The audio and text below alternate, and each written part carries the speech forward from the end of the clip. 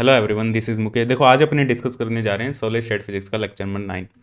देखो, डिस्कस करने से पहले एक बात मैं क्लियर कर दूं यहाँ पे। देखो, मैंने कहा था अपनी डेली क्लास होती थी, लाइव क्लास होती थी। ठीक है, 7 PM पे एक अपनी लाइव क्लास होती थी। वो किसी वजह से एक रीज़न है उसके पीछे, लाइव नहीं हो पा रही है वो, लेकिन तुम्हें रिकॉर्डेड लेक्चर मिल रहा है। ठीक है, उसके पीछे एक रीज़न है, मैं किसी एक प्रोजेक्ट में लगा हुआ हूँ। ठीक है, और वो तुम्हें भी पता लग जाएगा 10 से 15 दिनों में, आने वाले टाइम पे तुम्हें पता लग जाएगा। तो इसी से रिलेटेड, इसी चैनल से ही रिलेटेड है वो काम।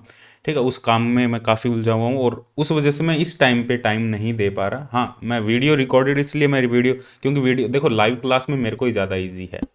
ठीक है, क्योंकि मेरे को वीडियो रिकॉर्ड करने में टाइम लगता है, वीडियो रिकॉर्ड करके उसको एडिट करो, एडिट करके उसको अपलोड करो, ये सब चीज़ें करो। ठीक है, तो टाइम मेरे को ज़्यादा लग रहा है रिकॉर्डेड में, लेकिन लाइव में टाइम कम लगता है, लेकिन फिर भी लाइव नहीं ले पा रहा क्योंकि कोई रीज़न है इसके पीछे। ठीक है, क्योंकि उस टाइम पे मैं फ्री नहीं रह पा रहा। वो टाइम बाउंडेशन है उस टाइम पे। ठीक है, तो इस वजह से मैं रात को जो वीडियो है वो रिकॉर्ड करता हूँ और तुम्हें सेंड कर देता हूँ। कभी कभी दिन में मैं रिकॉर्ड कर लेता हूँ इस वजह से।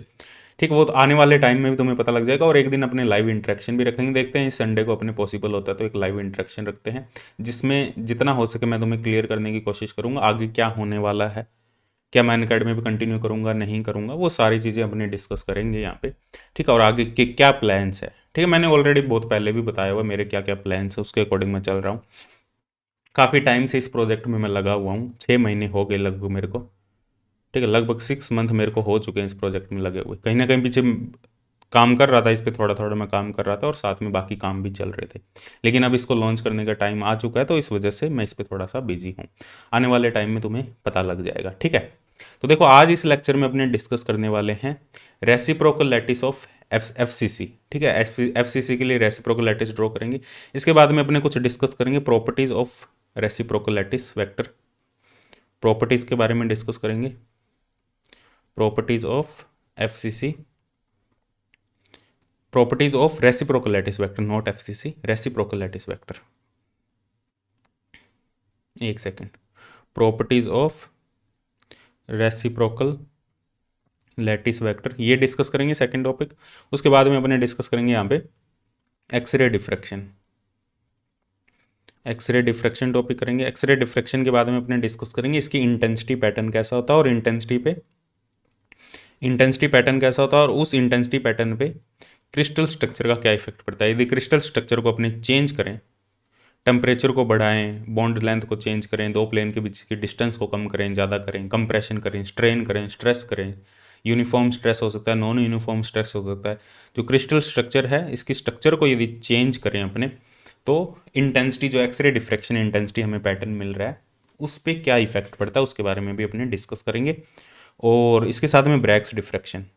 ठीक है, जो एक्सरे डिफ्रैक्शन है, जो ब्रैग्स लॉ है, उसको रेसिप्रोकल लैटिस में अपने कैसे रिप्रेजेंट करें और वो क्या रिप्रेजेंट करता है। यहीं से कॉन्सेप्ट आएगा हमारा ब्रिलियन जोन का। ब्रिलियन जोन का first brilliant zone, second brilliant zone क्या रिप्रेजेंट करते हैं ब्रिलियन जोन। ठीक है, और इसके बाद में अपने ये ब्रिलियन जोन का जो कॉन्सेप्ट है ये आगे भी आएगा जब अपने फर्मी सरफेस के बारे में पढ़ेंगे। ठीक है, जब अपने जो सॉलिड स्टेट जो थ्योरी पढ़ते हैं अपने इलेक्ट्रॉन जो कंडक्टिविटी के लिए या रेजिस्टिविटी के लिए थ्योरी पढ़ते हैं, वहाँ पे भी कॉन्सेप्ट दोबारा आएगा, बहुत डिटेल में कॉन्सेप्ट आएगा। इनको एक्सटेंडेड जोन भी अपने कह देते हैं। ठीक है, एक्सटेंडेड जोन ये भी अपने इसको कह देते हैं फर्स्ट ब्रिलियन। काफ़ी डिटेल में डिस्कस करेंगे क्या मतलब है, क्या रिप्रेजेंट करता है। ठीक है, इसके लिए जो बुक है तुम इसके लिए जैसे अपने वैसे पूरी एंड बब्बर फॉलो कर रहे थे, इसके लिए तुम जो एक बुक है अपने पास वहाब, ये भी फॉलो कर सकते हो तुम। ठीक है, सॉलिड स्टेट फिजिक्स के लिए इसमें काफ़ी तुम्हें डिटेल्ड मिल जाएगा, जो भी टॉपिक है वो डिटेल में मिल जाएगा। पूरी एंड बब्बर की लैंग्वेज बहुत अच्छी है, समझ में आ जाएगी आराम से। वहाब भी समझ में आ जाएगी, इजी बुक है, लेकिन थोड़ा डिटेल में मिल जाएगा तुम्हें हर चीज़ इसमें। तो ये भी तुम फॉलो कर सकते हो आगे वाले टॉपिक के लिए, जो एक्सटेंडेड जोन, ब्रिलियन जोन, इनके लिए। पूरी एंड बब्बर में थोड़ा जो जो कंटेंट है वो लिमिटेड कंटेंट है। ठीक है, वहाँ में जो कंटेंट है वो थोड़ा सा ओपन कंटेंट है, मतलब उसको एकदम उन्होंने एक्सप्लेन किया अच्छे से हर चीज़ को। तो वहाँ भी तुम फॉलो कर सकते हो, बहुत अच्छी बुक है। इसकी पीडीएफ भी मिल जाएगी तुम्हें टेलीग्राम ग्रुप पे। कहीं ना कहीं टेलीग्राम ग्रुप पे कोई फिजिक्स बुक ग्रुप, फिजिक्स जो बुक है उनका ग्रुप होता है, वहाँ पे तुम्हें आसानी से पीडीएफ मिल जाएगी। नहीं मिल रही तो मेरे को मैसेज डाल देना, मैं सेंड कर दूंगा। क्लियर यहाँ तक? तो सबसे पहले अपने डिस्कस करते हैं जो फर्स्ट टॉपिक है हमारे पास में, रेसिप्रोकल लैटिस ऑफ एफसीसी। ठीक है, reciprocal lattice of reciprocal lattice vector हमें कैलकुलेट करना है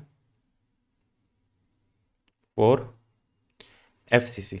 अब देखो हमने ये डिस्कस किया था कि जो एफसीसी स्ट्रक्चर है हमारे पास में, ठीक है, एफसीसी जो स्ट्रक्चर है हमारे पास में, तो हमने रेसिप्रोकल लैटिस कैलकुलेट किया था बीसीसी के लिए। हमें पता है हमारे पास में दो टाइप की लैटिस है। डायरेक्ट लैटिस हमारे पास में गिवन होगी, उन डायरेक्ट लैटिस से अपने रेसिप्रोकल लैटिस कैलकुलेट करेंगे। और डायरेक्ट लैटिस हमारे पास में दो टाइप की है। कौन कौन सी टाइप की है? परमिटिव है एक हमारे पास में, एक नॉन परमिटिव है। तो अपने बेसिकली जो परमिटिव लैटिस है हमारे पास में, परमिटिव डायरेक्ट लैटिस है, उसके कोरस्पॉन्डिंग अपने रेसिप्रोकल लैटिस वेक्टर कैलकुलेट करेंगे और वो भी परमिटिव होगी हमारे पास में। क्लियर है?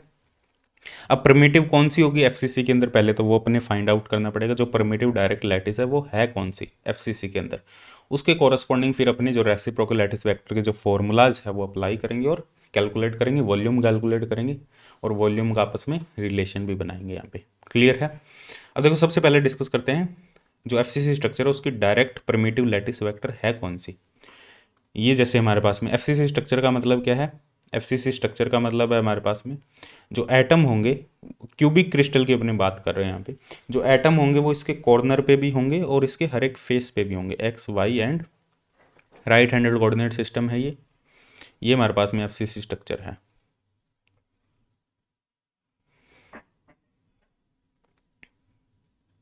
इस टाइप से, ठीक है।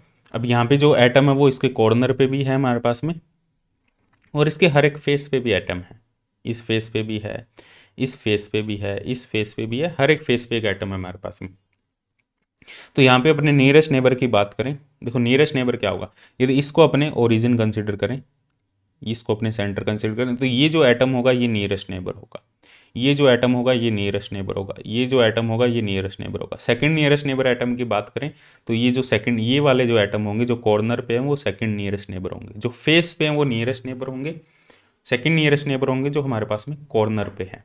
तो यदि अपने बात करें जो हमारे पास में जो फर्स्ट एटम हो, जो फर्स्ट डायरेक्ट लैटिस वेक्टर होगा वो होगा, इसके कोऑर्डिनेट क्या होंगे? a/2 a/2 a/2 a/2 coordinate होंगे, a/2 a/2 और जीरो, जेड एक्सिस पे जीरो है, ठीक है। तो इस जो हमारे पास में ए वेक्टर होगा वो होगा a/2, कौन से प्लेन में है, इसको ए वेक्टर कंसिडर कर लो। और ये हमारे पास में जो बी वेक्टर होगा वो जे और के में, ये बी वेक्टर कंसिडर कर लो, ये सी वेक्टर कंसिडर कर लो। तो a/2 आई कैप प्लस जे कैप, ये हमारे पास में फर्स्ट डायरेक्ट लैटिस वेक्टर होगा, परमिटिव होगा ये, ठीक है।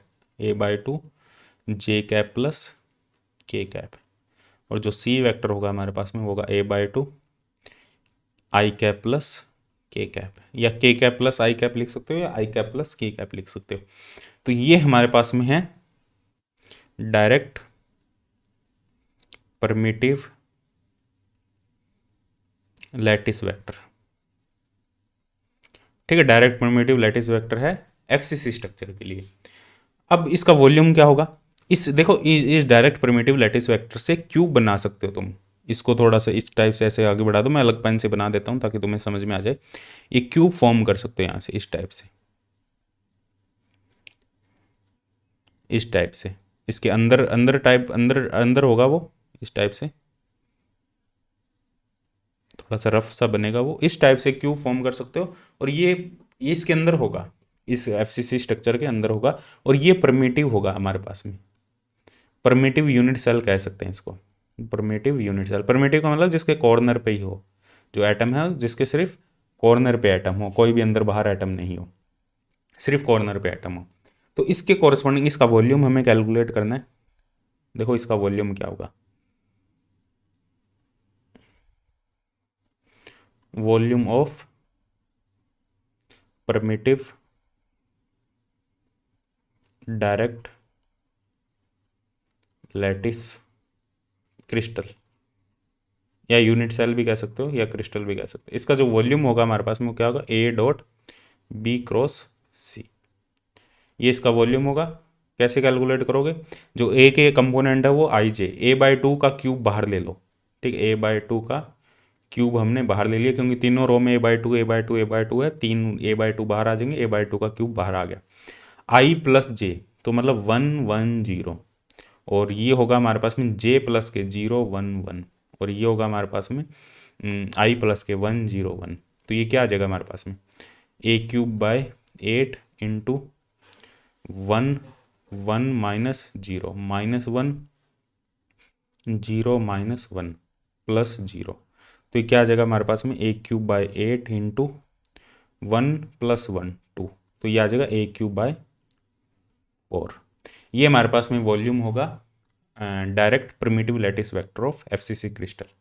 ठीक है, वॉल्यूम निकल के अब अपने यहाँ पे कैलकुलेट करते हैं जो हमारे रेसिप्रोकल लैटिस वेक्टर है वो क्या होंगे। ए कैप जो ए वेक्टर है, बी वेक्टर, इसके कोरस्पॉन्डिंग रेसिप्रोकल लैटिस वेक्टर होंगे ए वेक्टर, बी वेक्टर और सी वेक्टर।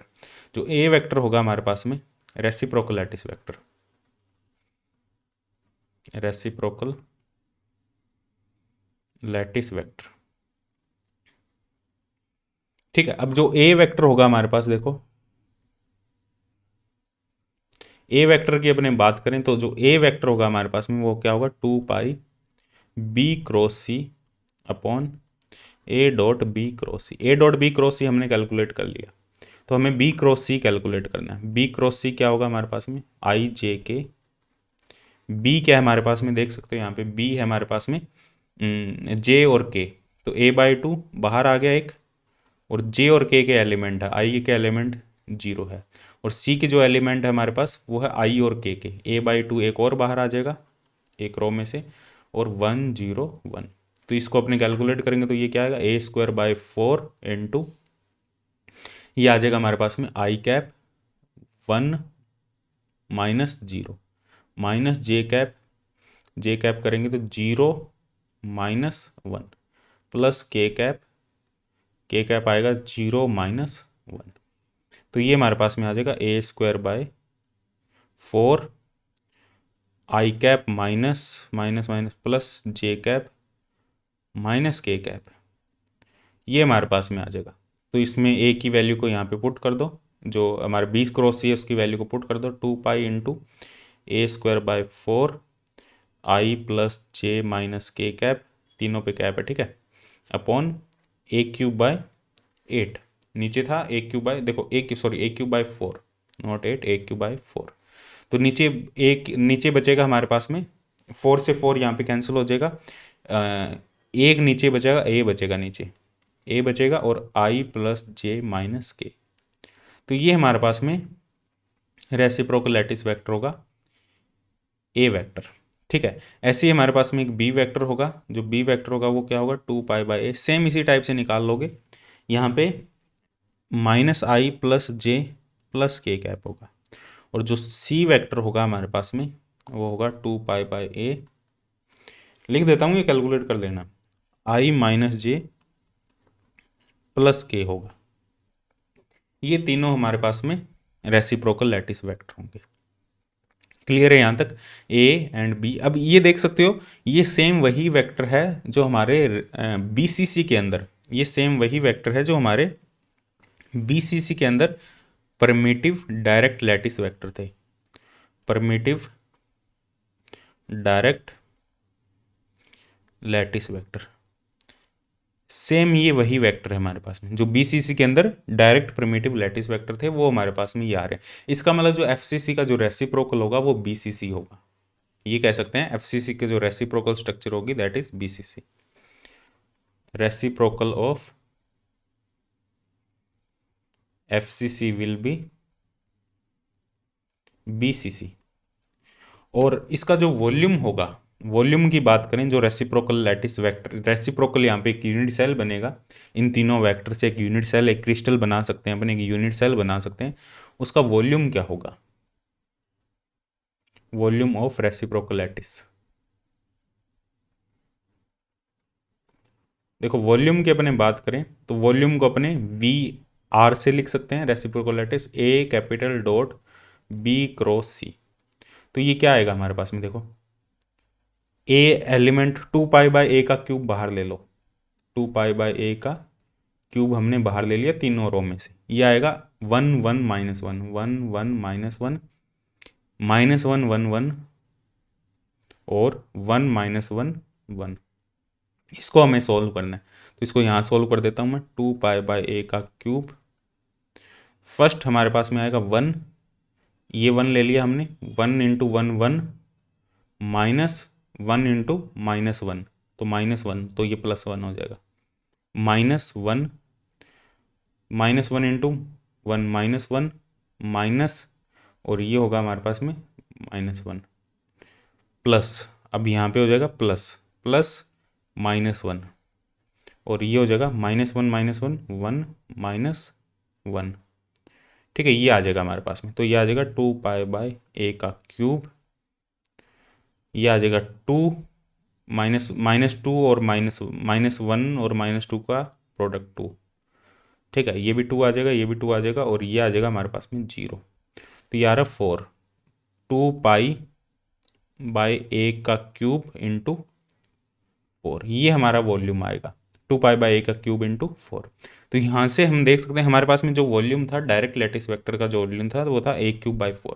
तो यहाँ से रिलेशन भी अपने लिख सकते हैं, VR = 2π³/VD, यदि इसको अपने VD रिप्रेजेंट करें, ये हमारे पास में रिलेशन हो सकता है। तो हम कह सकते हैं जो हमारे पास में जो रेसिप्रोकल लैटिस वेक्टर होगा हमारे पास में, उसका जो वॉल्यूम होगा वो होगा 2π³ VD हमारे पास में a³/4, ठीक है, क्लियर है। तो इस टाइप से ये हमारे पास में वॉल्यूम में रिलेशन निकल जाएगा।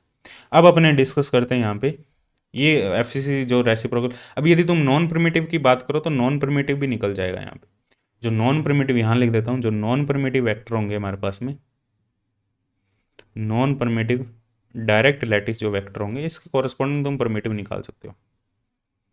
डायरेक्ट लैटिस वेक्टर होंगे हमारे पास में, वो कौन कौन से होंगे, ये एक्चुअल में जो स्ट्रक्चर है हमारे पास में, ये नॉन परमिटिव जो डायरेक्ट लैटिस वेक्टर होंगे, सेकंड नियरेस्ट नेबर के बीच की जो डिस्टेंस होगी, ए होगा हमारे पास में ai², बी होगा हमारे पास में aj², सी होगा हमारे पास में ak², क्योंकि एक्स डायरेक्शन में ये जो डिस्टेंस होगी ये नॉन प्रिमिटिव लैटिस वेक्टर होगा, A B and C, second nearest neighbour बीच की जो डिस्टेंस होगी, दो सेकंड नियरेस्ट नेबर एटम के बीच की डिस्टेंस। क्लियर है यहाँ तक, ठीक है। तो इसके कॉरेस्पॉन्डिंग भी तुम कैलकुलेट कर सकते हो आराम से। अब अपने डिस्कस करेंगे यहाँ पे जो नेक्स्ट टॉपिक हमारा वो है properties of reciprocal lattice vector, कुछ इनकी प्रॉपर्टीज है उसके बारे में डिस्कस करेंगे, फिर अपने आगे बढ़ेंगे एक्स-रे डिफ्रैक्शन में, ठीक है। अब डिस्कस करते हैं अपने प्रॉपर्टीज़ के बारे में। कुछ प्रॉपर्टीज़ है, इंपॉर्टेंट प्रॉपर्टीज़ है, बाकी क्वेश्चन डिस्कस करेंगे तो और भी ज़्यादा अच्छे से क्लियर हो जाएगा। कुछ कोई छोटा मोटा पॉइंट रहा होगा तो वो क्वेश्चन में क्लियर हो जाएगा, वैसे कुछ रहा नहीं है इसमें, जितना हो सका मैंने कंप्लीट करवा दिया, और कुछ भी यदि छोटा मोटा पॉइंट होगा तो वो क्वेश्चन में नज़र में आ जाएगा। Properties of reciprocal lattice vector, देखो प्रॉपर्टीज़ की बात करें, देखो हमारे पास में हमने ये डिस्कस किया था, हमारे पास में 3 डायरेक्ट लैटिस वेक्टर होंगे, A vector, B vector and C vector, 3 direct lattice vector है। मान लो यदि सिंपल क्यूबिक की बात करें एक्स वाई जेड, तो ये ए वेक्टर होगा, ये बी वेक्टर होगा, ये सी वेक्टर होगा, ठीक है। यदि सिंपल क्यूबिक अपने स्ट्रक्चर लें, सिंपल क्यूबिक सिंपल हमने केस ले लिया, सिंपल क्यूबिक के लिए ये लैटिस वेक्टर, इनके कोरस्पॉन्डिंग हमने रेसिप्रोकल लैटिस वेक्टर वो कैलकुलेट किए थे। जो रेसिप्रोकल लैटिस वेक्टर क्या थे, A vector, B vector and C vector, ये रेसिप्रोकल लैटिस वेक्टर थे हमारे पास में, इनके कोरस्पॉन्डिंग कैलकुलेट किए। तो रेसिप्रोकल लैटिस वेक्टर थे क्या हमारे पास में, 2π/b×c ओवर a.b×c, और बी रेसिप्रोकल लैटिस वेक्टर था 2π/c×a ओवर a.b×c, और जो c था हमारे पास में वो था 2π/a×b a.b×c। ये हमारे पास में तीनों वेक्टर थे। यदि अपने यहाँ पे बात करें इनका डॉट प्रोडक्ट ले, देखो फर्स्ट प्रॉपर्टी यदि ये हमारे पास में ये है, यदि डायरेक्ट लैटिस वेक्टर और रेसिप्रोकल लैटिस वेक्टर का अपने डॉट प्रोडक्ट लें, मान लो ए वेक्टर हमारे पास में, इसका डॉट लेते हैं अपने स्मॉल ए लैटिस वेक्टर के साथ में, तो इसका डॉट प्रोडक्ट क्या आएगा हमारे पास में, देखो क्या आएगा, a.2π तो बाहर आ जाएगा, a.b×c अपॉन a.b×c, तो ये आ जाएगा हमारे पास में 2π, इसकी जो वैल्यू होगी वो होगी हमारे पास में 2π के इक्वल। 2π के इक्वल है मतलब a है जो डॉट प्रोडक्ट है वो हमारे पास में 2π का इक्वल है। इसका मतलब इन दोनों का जो डॉट प्रोडक्ट है वो 2π के इक्वल है। इसका मतलब क्या है, ये दोनों पैरेलल है, ठीक है। इसका मतलब क्या है, इन दोनों का जो मैग्नीट्यूड है, देखो a.a का मतलब क्या है, देखो ए डॉट ए का मतलब क्या है, mode of A, mode of small A cos theta, और ये जो क्वांटिटी ये हमारे पास में 2 पाई है, 2 पाई, और थीटा इनके बीच में 0 है, थीटा 0 है क्योंकि पैरेलल है दोनों, ए और जो ए वेक्टर होंगे ये आपस में पैरेलल है, तो कोस 0, तो ये होगा हमारे पास में 2 पाई। इसका मतलब मोड ए होगा हमारे पास में 2 पाई अपॉन ए, जो मोड ए होगा हमारे पास में वो होगा 2 पाई अपॉन मोड, ये दोनों आपस में पैरेलल वेक्टर होंगे जो ए डॉट ए होगा। और यदि अपनी बात करें यहाँ पे ए डॉट बी की, ए डॉट बी की बात करें, ए डॉट बी ये क्या आएगा, 2 pi B dot B cross C over A dot B cross C, और ये मैथमेटिकली हमें पता है ये जो क्वांटिटी होगी वो 0 होगी, तो ए डॉट बी 0 होगा, इसका मतलब जो reciprocal lattice vector capital A होगा वो बी के परपेंडिकुलर होगा, बी के परपेंडिकुलर होगा, और इवन वो यहाँ पे देख सकते हो वो थर्ड प्रॉपर्टी यदि अपने बात करें, जो ए डॉट सी है, स्मॉल सी की बात करें, इट इज स्मॉल सी, वो भी हमारे पास में 0 होगी, मतलब सी के भी वो परपेंडिकुलर होगा, बी के भी परपेंडिकुलर होगा, जो ए वेक्टर है it is parallel to small A vector is perpendicular to B and A vector is perpendicular to C. ठीक है, जो तो हमारे पास में ये जो प्लेन है, जो बी सी प्लेन बन रहा है, ये जो बी सी प्लेन बन रहा है हमारे पास में ये वाला, इसके परपेंडिकुलर हमारा ए वेक्टर होगा, रेसिप्रोकल लैटिस वेक्टर, इसके परपेंडिकुलर डायरेक्शन, इस डायरेक्शन में। ठीक है, बात समझ में आई। ऐसे ही हमारे पास में जो फोर्थ प्रॉपर्टी होगी, ऐसे ही हमारे पास में क्या होगा, जो बी डॉट बी होगा, capital B dot small B, वो तो हमारे पास में 2 पाई होगा, और कैपिटल बी डॉट ए होगा हमारे पास में 0, कैपिटल बी डॉट सी होगा हमारे पास में 0।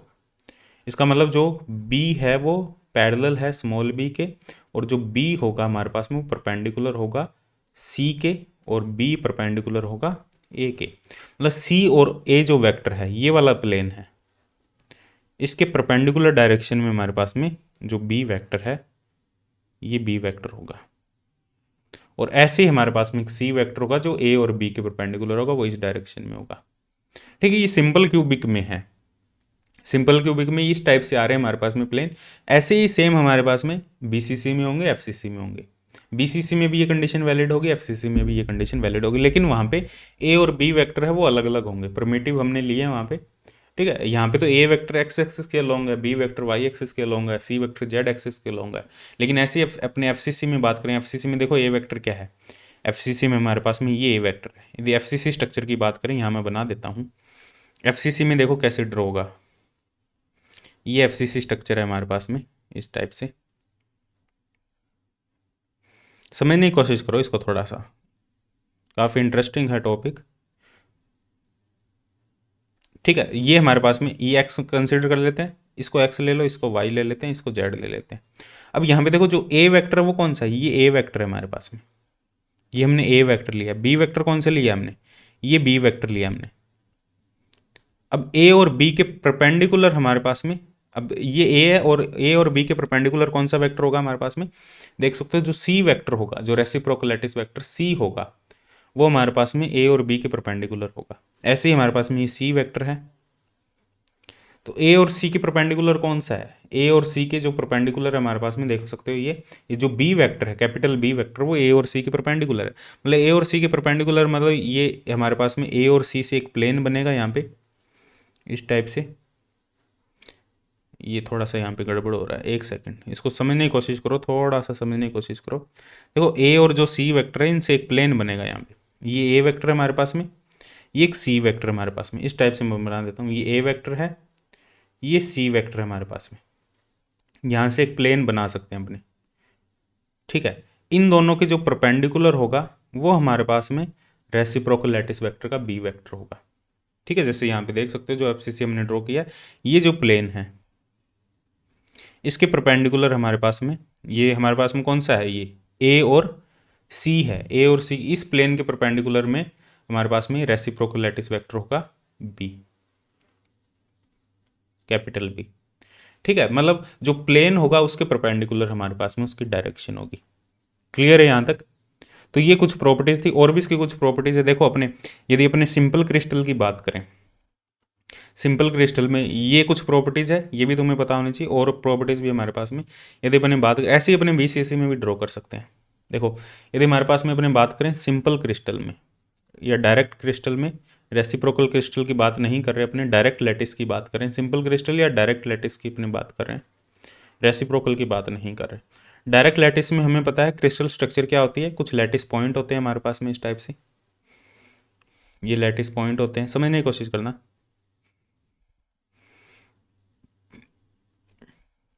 ये कुछ लैटिस पॉइंट है,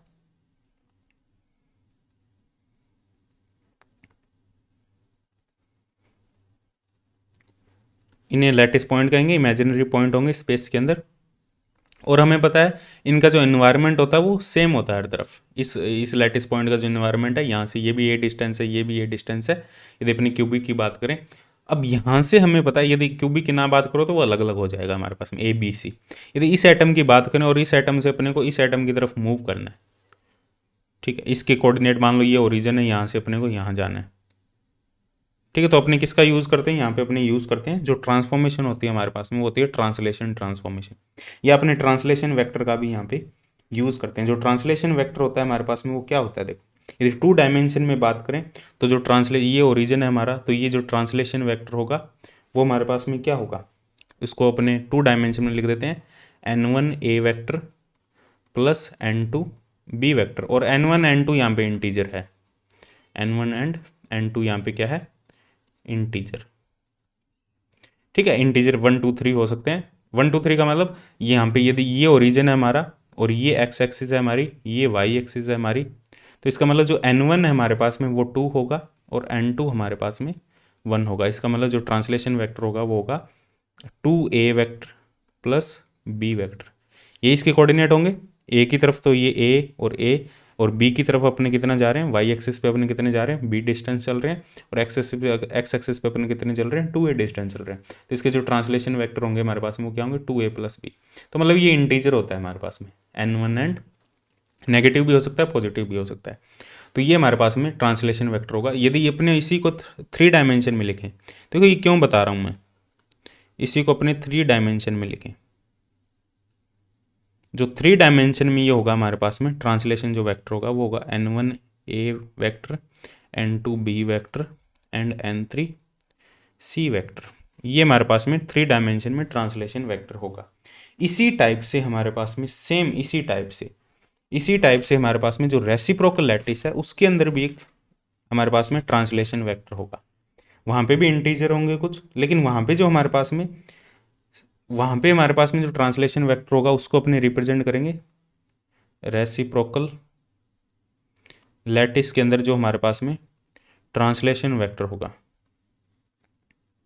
वो क्या होगा, उसको अपने रिप्रेजेंट करेंगे G से। और ये क्या होगा हमारे पास में, यहाँ पे ये होगा हमारे पास में, इसमें कुछ अलग कॉन्सेंट ले लो, M ले लेते हैं, इसमें M1 ले लेते हैं, M1A vector, M2B vector and M3C vector. ये हमारे पास में ट्रांसलेशन वेक्टर होगा रेसिप्रोकल लैटिस में। क्योंकि देखो यहाँ से भी एक जो डायरेक्ट लैटिस है इससे अपने एक कंप्लीट कन्वर्जन कर दिया रेसिप्रोकल लैटिस में, ठीक है। तो जो ट्रांसलेशन वेक्टर था वो भी हमारा कन्वर्ट हो चुका है। अब यहाँ पे रिलेशन क्या है G और T में, वो रिलेशन काफ़ी इंपॉर्टेंट है, ठीक है। Relation between G and T पता लग गया तुम्हें क्या है, T है translation vector in direct lattice और G है हमारे पास में translation vector in reciprocal lattice. M1 M2 M3 integer है, N1 N2 N3 इंटीजर है हमारे पास में।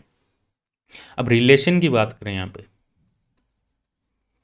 Relation between T and G में क्या रिलेशन होगा, यदि इन दोनों का अपने प्रोडक्ट लें, इन दोनों का T और G का अपने प्रोडक्ट लें, dot product G dot T कर दें या T डॉट G कर दें, तो क्या आएगा हमारे पास में M1 N1 A dot A ये आ जाएगा, क्योंकि A डॉट A वाला ही सर्वाइव करेगा, A डॉट B वाला सर्वाइव नहीं करेगा, A डॉट C वाला सर्वाइव नहीं करेगा, क्योंकि वो 0 अभी देखा था हमने। और आएगा हमारे पास में B डॉट स्मॉल b, और आएगा हमारे पास में capital C dot small c।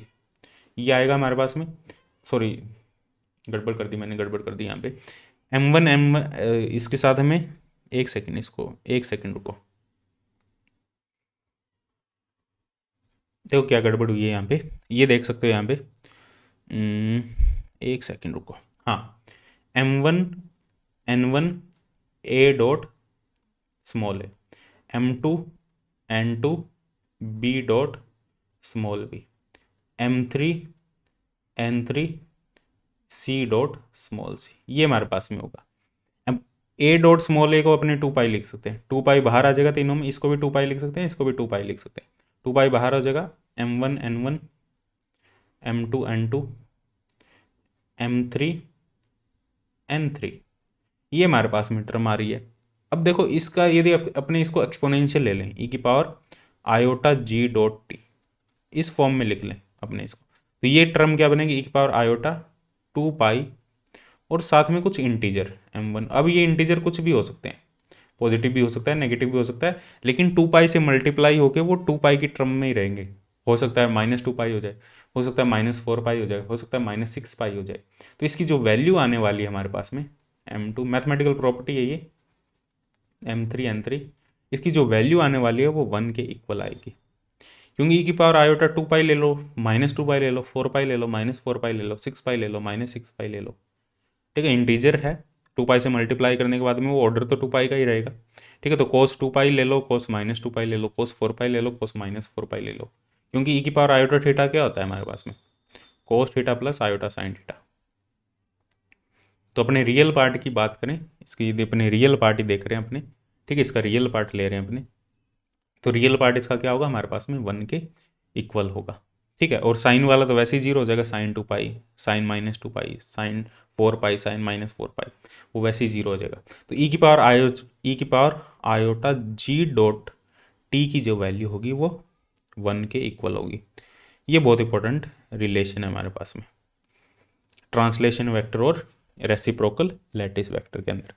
ठीक है, ये एक बहुत इंपॉर्टेंट प्रॉपर्टी, ये कुछ प्रॉपर्टीज़ है रेसिप्रोकल लैटिस वेक्टर की।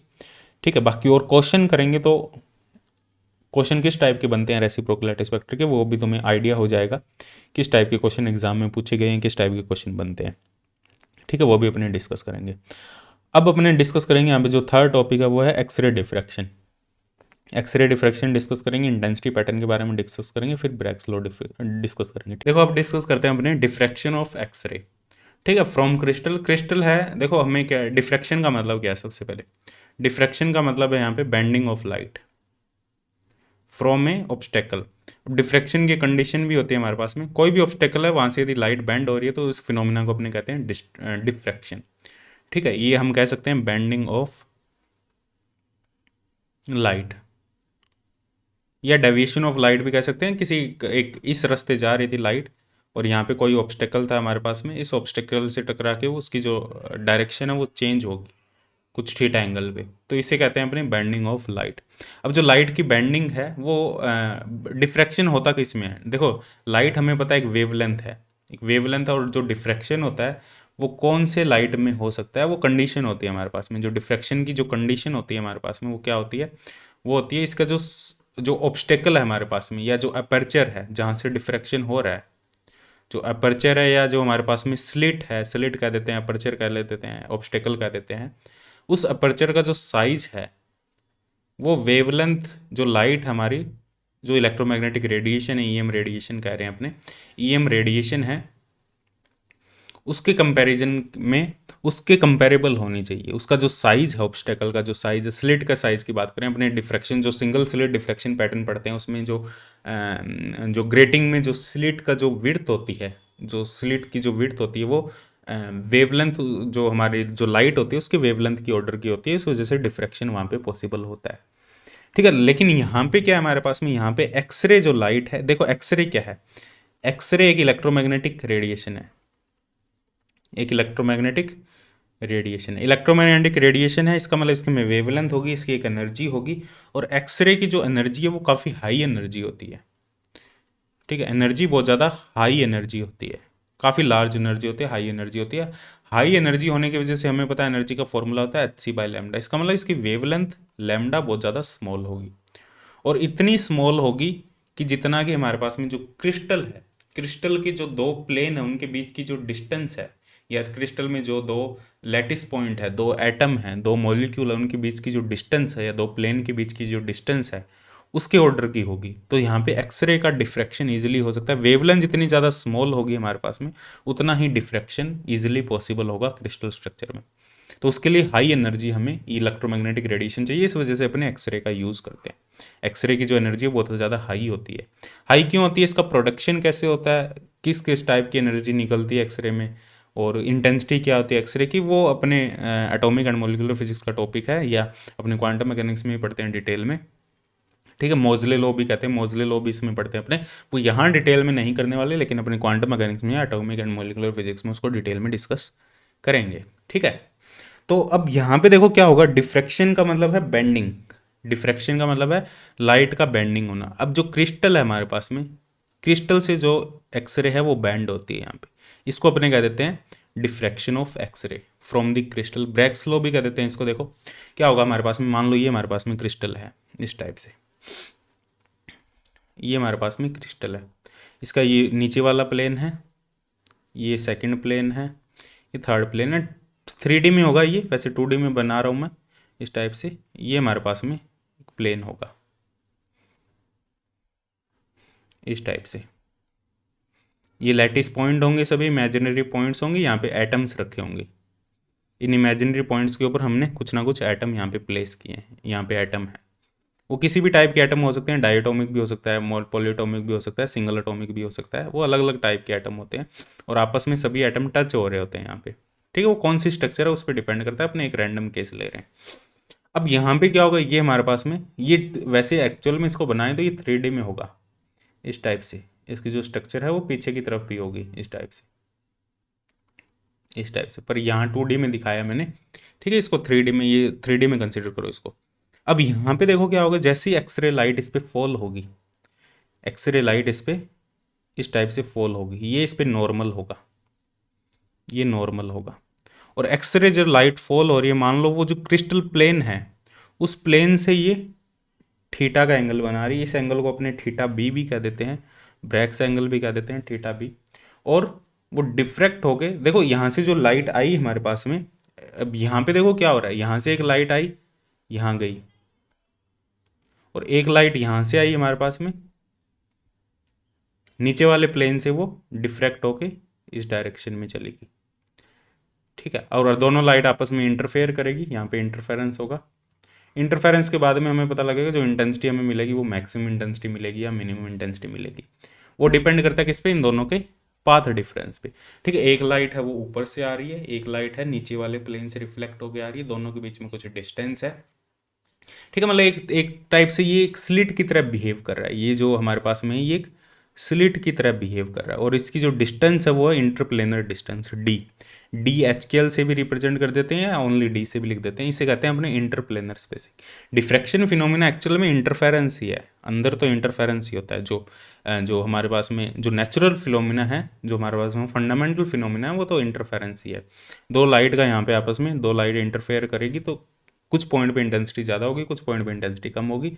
वो इंटेंसिटी डिपेंड करेगी, अलग अलग एंगल पे होगा, वो अलग अलग एंगल पे, सेम एंगल पे दोबारा लौट जाएगी थीटा बी एंगल पे, अलग अलग एंगल पे इंटेंसिटी है वो अलग अलग हो सकती है, वो डिपेंड करेगी एंगल क्या है हमारे पास में। ठीक है, क्लियर है। अब यहाँ पे देखो जो मैक्सिमा और मिनिमा हमें मिलेगा वो पाथ डिफरेंस पे डिपेंड करता है। पाथ डिफरेंस कितना है दोनों रे के बीच में। पाथ डिफरेंस की बात करें तो यहाँ तक तो दोनों रे, देखो यहाँ से अपने एक परपेंडिकुलर ड्रॉप करें इस पॉइंट पे, तो यहाँ तक ये फर्स्ट रे है, ये सेकंड रे है। जो फर्स्ट रे है वो यहाँ से लेके यहाँ तक, और जो सेकंड रे है वो यहाँ से लेके यहाँ तक, दोनों ने सेम डिस्टेंस कवर की।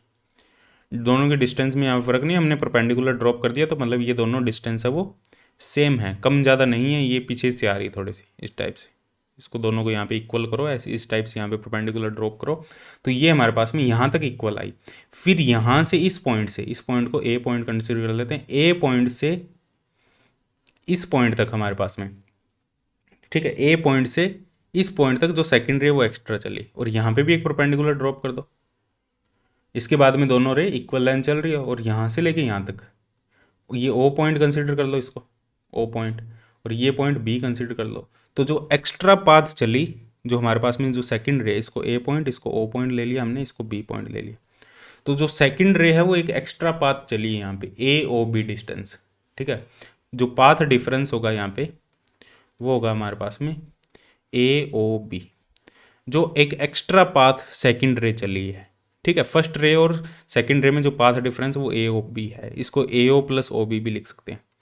अब ए ओ प्लस ओ बी कैसे कैलकुलेट करें, यहाँ पे देखो ये एंगल थीटा बी है, ये एंगल थीटा बी है, तो ये 90 माइनस थीटा बी होगा क्योंकि परपेंडिकुलर ड्रॉप किया, तो ये एंगल थीटा बी होगा, ये एंगल भी थीटा बी होगा, ठीक है। यहाँ पे मैं अलग पेन से ड्रॉ कर देता हूँ, इसको थोड़ा सा ध्यान से समझने की कोशिश करना। ये थीटा बी होगा, ये भी थीटा बी होगा, दोनों एंगल थीटा बी होंगे।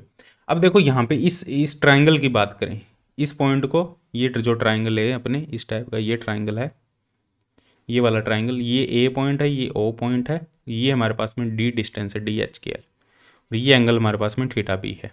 तो ये जो डिस्टेंस होगी ए ओ, वो क्या होगी, ये होगी हमारे पास में D H K L sine theta.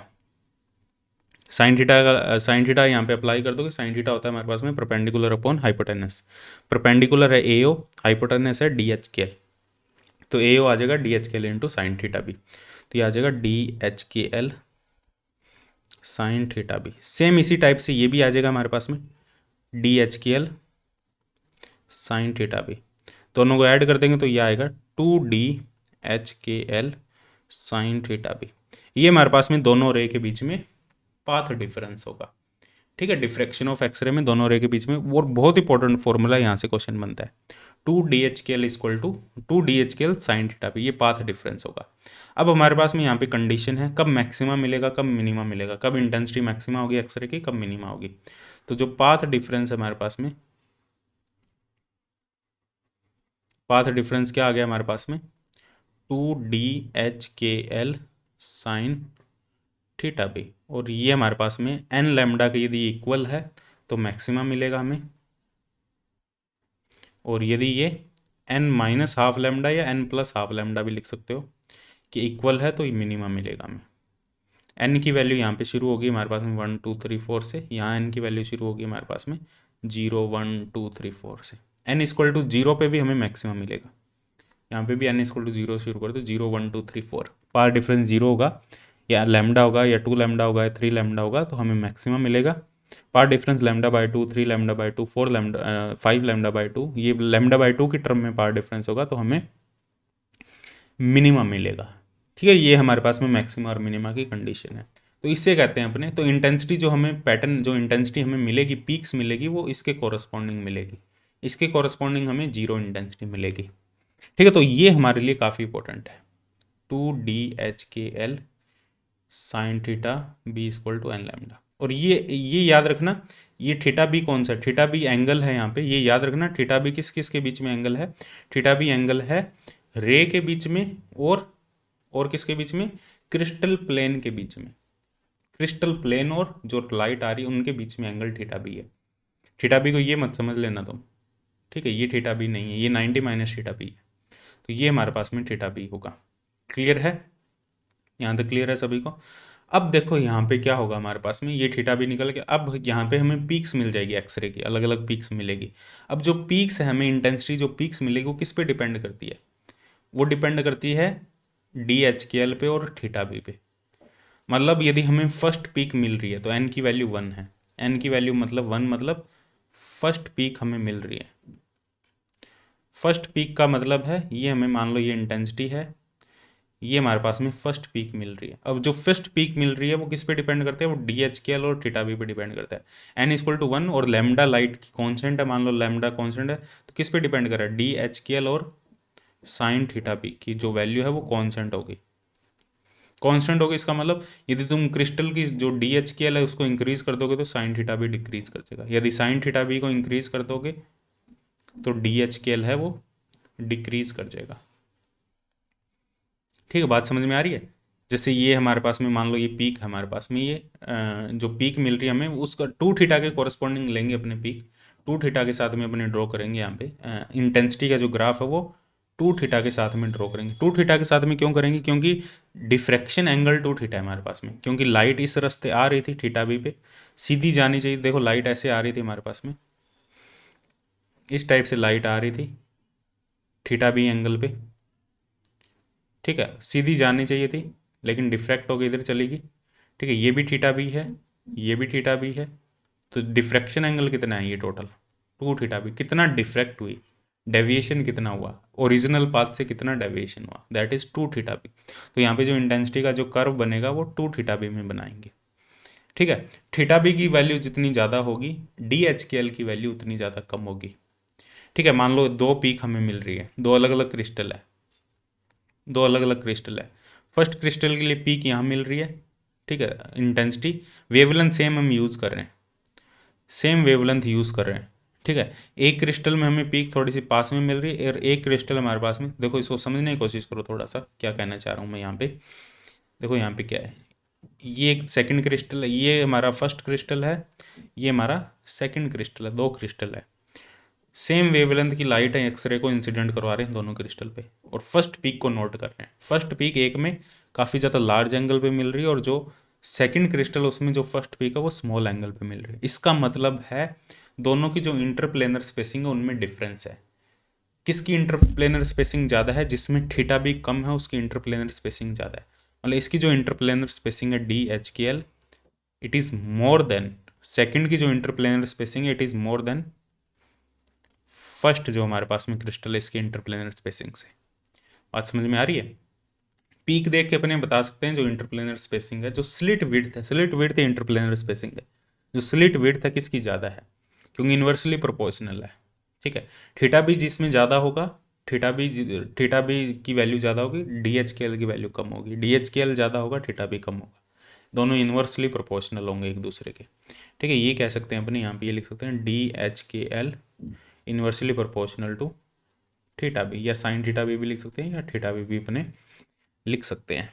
Same peak के लिए सेम वेवलेंथ के, अलग अलग वेवलेंथ, अलग अलग पीक, अलग अलग वेवलेंथ, अलग अलग ऑर्डर के लिए वो अलग अलग होगा, लेकिन अपने सेम ऑर्डर सेम वेवलेंथ की बात कर रहे हैं। फर्स्ट ऑर्डर सेम वेवलेंथ की बात कर रहे हैं, थीटा भी अलग है, मतलब दो अलग अलग क्रिस्टल के लिए डी एच के एल की वैल्यू भी अलग अलग होगी, किसकी ज़्यादा होगी किसकी कम होगी वो थीटा बी पे डिपेंड करेगा। तो देखो अब अपने डिस्कस करते हैं जो हमारे पास में जो पीक्स मिलेगी हमें, जो एक्सरे डिफ्रैक्शन पीक्स मिलेगी हमें, अलग अलग ऑर्डर की अलग अलग पीक्स मिल सकती है हमें। उन पीक्स पे यदि अपनी क्रिस्टल की स्ट्रक्चर को चेंज कर दें, क्रिस्टल स्ट्रक्चर चेंज करने का मतलब है स्ट्रेस और स्ट्रेन को अपने बढ़ा दें। ठीक है, स्ट्रेस कर दें क्रिस्टल को, स्ट्रेन कर दें उसको। ठीक है, उसकी मतलब इसकी वजह से क्या होगा, उसकी जो दो प्लेन के बीच की जो डिस्टेंस है वो चेंज होगी।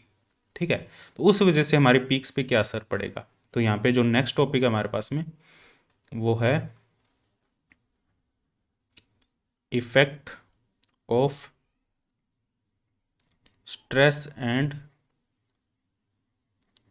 Strain on X R D pattern. इसको एक्स आर डी पैटर्न भी कह देते हैं, X-ray diffraction pattern, X R D pattern. X R D जो पैटर्न है उस पर स्ट्रेस और स्ट्रेन का क्या फ़र्क पड़ेगा। अब हमने ये डिस्कस किया है भाई, जो इंटेंसिटी है उसको अपने किसके रिस्पेक्ट में ड्रॉ करते हैं, उसको अपने ड्रॉ करते हैं टू थीटा बी के रिस्पेक्ट में। ठीक है, और टू थीटा बी का मतलब थीटा बी जितना ज़्यादा होगा, थीटा बी इस तरफ इंक्रीज कर रहा है। इस ग्राफ में देखें तो थीटा बी इस तरफ इंक्रीज कर रहा है, इसका मतलब जो डी एच के एल है वो इस तरफ डिक्रीज कर रहा है, मतलब डी एच के एल इस तरफ इंक्रीज कर रहा है। डी एच के एल की जो वैल्यू है वो यहाँ पे मैक्सिमा होगा, और जैसे जैसे अपने दूर जाते जाएंगे डी एच के एल है वो डिक्रीज करता जाएगा। बात समझ में आ रही है, थीटा भी इंक्रीज करता जा रहा है, D H K L decrease करता जा रहा है for a fix wavelength lambda, जिसके लिए अपने पीक की बात कर रहे हैं अलग अलग क्रिस्टल के लिए। ठीक है, तो यहाँ पे देखो क्या होगा, यहाँ पे अपने बात करें, यहाँ पे ये मान लो हमारे पास में एक पीक मिल रही है, ये पीक मिल रही है, मतलब ये जो पीक मिल रही है फर्स्ट पीक मिल रही है, ये हमें थीटा बी की वैल्यू लेस है बहुत ज़्यादा, थीटा बी बहुत ज़्यादा लेस है, और डी एच के एल बहुत ज़्यादा लार्ज है, large D H K L. तो हमें ये फर्स्ट पीक मिल रही है, और डी एच के एल किस पे डिपेंड करता है, D H K L depend करता है हमारे पास में, यदि क्यूबिक क्रिस्टल की बात करें, एच स्क्वायर प्लस के स्क्वायर प्लस एल स्क्वायर, मतलब H K L Miller indices पे डिपेंड करता है, दो प्लेन के बीच की जो डिस्टेंस है उन पे डिपेंड करता है, एच उनकी ओरिएंटेशन पे डिपेंड करता है। तो एच के एल की वैल्यू जितनी ज़्यादा, एच स्क्वायर प्लस के स्क्वायर प्लस एल स्क्वायर की वैल्यू जितनी ज़्यादा स्मॉल होगी उतना डी लार्ज होगा, और वो हमें फर्स्ट पीक मिलेगी। ठीक है, और उसके लिए थीटा बी की वैल्यू भी बहुत ज़्यादा स्मॉल होगी, तो ये लार्ज होगा। लार्ज ये स्मॉल कब हो सकता है, ये स्मॉल कब हो सकता है, इसकी मैक्स मिनिमम वैल्यू क्या हो सकती है, एच एच स्क्वायर प्लस के स्क्वायर प्लस एल स्क्वायर की। एच की एल अपने ये लिख सकते हैं 100, ये मिनिमम वैल्यू हो सकती है, या 010 ले लो, या 001 ले लो। तो इसके कॉरस्पॉन्डिंग हमारे पास में DHKL निकल के आ जाएगा, जो मैक्सिमम DHKL होगा। ठीक है, उसके बाद में HKL की वैल्यू तुम बढ़ाते जाओगे, 1 1 0 करते जाओगे, 1 1 1 करते जाओगे, 1 2 1 करते जाओगे, तो यहाँ पे फिर DHKL की वैल्यू कम होती जाएगी। तो DHKL की जो मैक्सिमम वैल्यू है वो 1 0 0 0 1 0 या 0 0 1 के लिए ही मिल सकती है। ठीक है, तो इसके लिए हमारे पास में मान लो 1 0 0 ले लिया हमने DHKL, 1 0 0 कॉरस्पॉन्डिंग ये आ जाएगा हमारे पास में A। यदि क्यूबिक क्रिस्टल की बात करें 1 + 0 0 A आ जाएगा हमारे पास में। तो इसके कॉरस्पॉन्डिंग हमारे पास में D1 0 0 के कॉरस्पॉन्डिंग ये हमारे पास में एक पीक है। DHKL बहुत ज़्यादा लार्ज है। ठीक है, क्योंकि HKL बहुत ज़्यादा स्मॉल है, इसका मतलब थीटा भी बहुत ज़्यादा स्मॉल है इसके कॉरस्पॉन्डिंग। थीटा बी की वैल्यू बहुत ज़्यादा स्मॉल है, DHKL बहुत ज़्यादा लार्ज है। ये हमें फर्स्ट पीक मिल रही है यहाँ पे। अब यहाँ पे देखो क्या होता है, यदि अपने इस पे प्रेशर अप्लाई करें, जो क्रिस्टल है हमारा, ये जो क्रिस्टल है, समझने की कोशिश करना, ये जो क्रिस्टल है इस क्रिस्टल के ऊपर अपने प्रेशर अप्लाई करें, प्रेशर अप्लाई करें। प्रेशर अप्लाई यहाँ पे दो तरीके से कर सकते हैं। एक तो हो सकता है हमारे पास में यूनिफॉर्मली, हर तरीके से इसको यूनिफॉर्मली अपने स्ट्रेस करें, यूनिफॉर्मली अप्लाई करें। एक हो सकता है हमारे पास में नॉन यूनिफॉर्म, मतलब XYZ एक्सिस पे अलग अलग, मतलब जो चेंजेस हो रहे हैं XYZ एक्सिस में वो अलग अलग डायरेक्शन में अलग अलग हो रहे हैं। यूनिफॉर्म में मतलब हर डायरेक्शन में सेम चेंजेस हो रहे हैं।